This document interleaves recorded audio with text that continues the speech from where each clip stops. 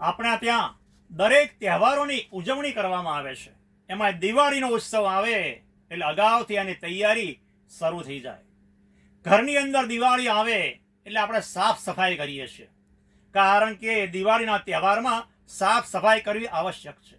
તો શું આપણા જીવનની અંદર આપણે આનંદ પ્રાપ્ત કરવો હોય, ભગવાનના સુખને પામવું હોય, તો આપણા હૃદયમાં જે ખોટા વિચારો પ્રવેશ કરી ગયા છે એની સાફ સફાઈ કરવાની શું જરૂર નથી?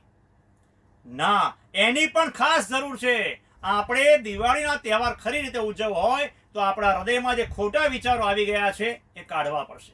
કોઈના માટે આપણને આંટી પડી ગઈ હોય, કોઈની સાથે વેરઝેર થઈ ગયું હોય, એ વેરઝેરને પણ આપણે ટાળીશું તો ખરો આનંદ ભોગવી શકીશું.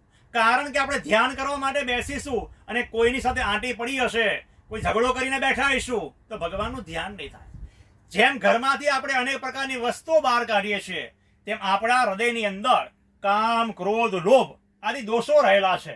એ દોષોને પણ ટાળવા પડશે. આપણે ઈચ્છતા હોઈએ કે નવા વર્ષમાં મારે સફળ થવું છે, પ્રગતિ કરવી છે, ભગવાનની ભક્તિ સિદ્ધ કરવી છે, તો આપણામાં રહેલી જે આળસ છે એ આળસને પણ આપણે તિલાંજલિ આપવી પડશે.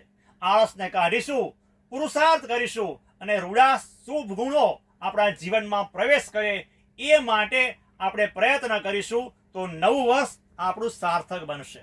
નવા વર્ષની અંદર આપણે પોઝિટિવ વિચારધારાને અપનાવવી પડશે.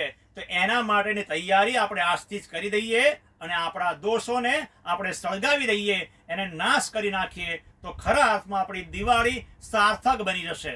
તો આવી રીતે આપણા જીવનમાં સાર્થક દિવાળી બને એ માટે આપણે પ્રયત્નશીલ બનીએ અને સ્વામિનારાયણ ભગવાનના ચરણ કમળમાં પ્રાર્થના કરીએ કે આપણા હૃદયમાં જે અંધકાર રહ્યો છે એ અંધકારનો નાશ કરે અને ભગવાન પોતે આપણને પોતાની મૂર્તિનો જે દિવ્ય પ્રકાશ છે એ આપણને આપે.